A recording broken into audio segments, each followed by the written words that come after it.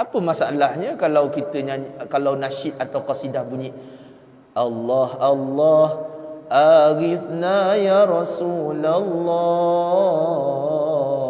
ya azimal jah alaika salawatullah. Mungkinlah bersih itu lagu lain lah. Allah Allah aghithna ya Rasulullah. Tak erti nak buat suara perempuan tu, tak erti. Tapi maknanya sama, aghithna ya Rasulullah, tolonglah kami wahai Rasulullah. Salah ke makna? Makna salah ke? Dia kata ni bawa kepada syirik. Senang faham gini je lah. Sama je maknanya kalau kita kata, wahai doktor, tolonglah saya, tolonglah saya. Saya ni sakit, ubatkanlah saya. Tolonglah saya wahai doktor. Cakap perumpamaan macam ni sama dengan aghithna ya Rasulullah. Sebab doktor pun makhluk Allah, Rasulullah pun makhluk Allah. Makamnya sama tu, makam dari sudut minta tolong tu sama, maknanya tak membawa kepada syirik. Apa makna istighathah? Al-ghawthu maknanya pertolongan. Kalau dari sudut manusia minta tolong dengan manusia, itu majazi, cakap zahir. Bangsanya cakap zahir, nisbah cakap zahir. Istimewa pula Rasulullah sallallahu alaihi wasallam itu mempunyai kedudukan yang tinggi di sisi Allah. Esok orang mohon pertolongan dengan dia, yakni syafaat. Dengan baginda orang minta tolong. Wahai Rasulullah, tolonglah kami. Nanti sampai masa Rasulullah akan kata dengan Allah, ummati, ummati, umat saya, umat saya. Lalu firman Allah, sesungguhnya engkau mempunyai syafaat, diberikan syafaat dan boleh memberi syafaat kepada siapa yang kau kehendak. Maknanya syafaat tu tolong, pertolongan. Di akhirat boleh bagi tolong, apa masalahnya kat dunia? Sebab hakikat bagi ahli tauhid itu yang memberi pertolongan hanyalah Allah Subhanahu wa taala. Cuma bahasa tu istighathah namanya. Orang ahli sunnah faham istighathah. Istighathah ini faham orang ahli sunnah. Cakap zahir lah, cakap pinjam. Wahai Rasulullah, tolonglah saya, terimalah saya, bantulah saya. Itu istighathah. Dari sudut hakikat, siapa yang beri pertolongan? Itu maklumlah. Ahli tauhid, kalau dah nama orang beriman, takkan selain daripada Allah boleh beri pertolongan. Hakikatnya Allah sahaja. Begitu. Apa masalah? Orang, ni yang kadang-kadang malah nak cakap, tapi cakap jugalah.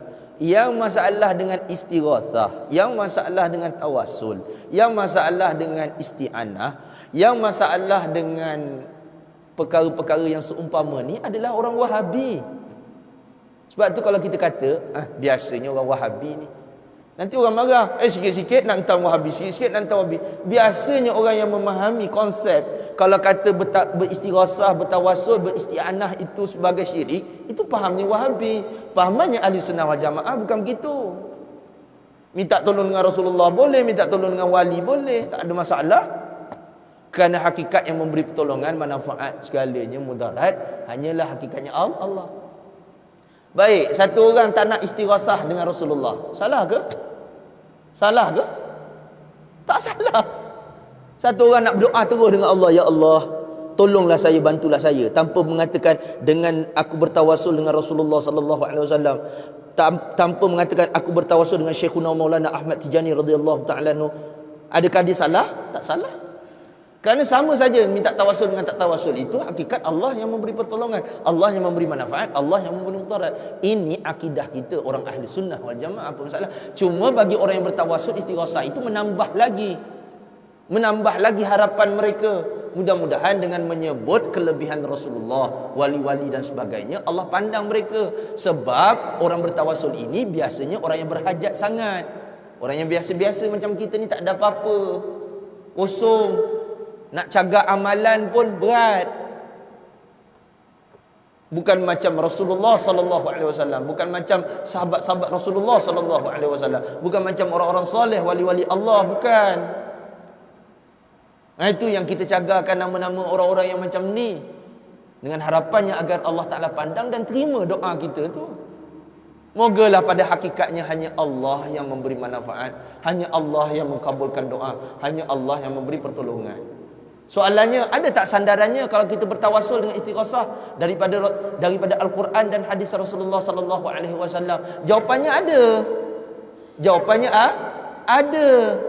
Tinggal lagi bila dah tahu dalil, sedia ke tidak nak meninggalkan kerosakan fikiran tu yang kata selama ni istighosah syirik, tawassul tu syirik, sedia ke tidak? Engkar juga. Jadi tak gunalah nak cakap dalil. Lain kali tengok perbahasan ulama berkaitan dengan istighosah. Jangan ulama-ulama sebarang, ulama ahli sunnah. Kenapa mereka kata harus beristighosah, harus bertawassul, harus beristi'anah? Apa dalilnya? Sandarannya? Kalau ada, diam saja. Kalau kamu dah tak nak tawassul, sudah.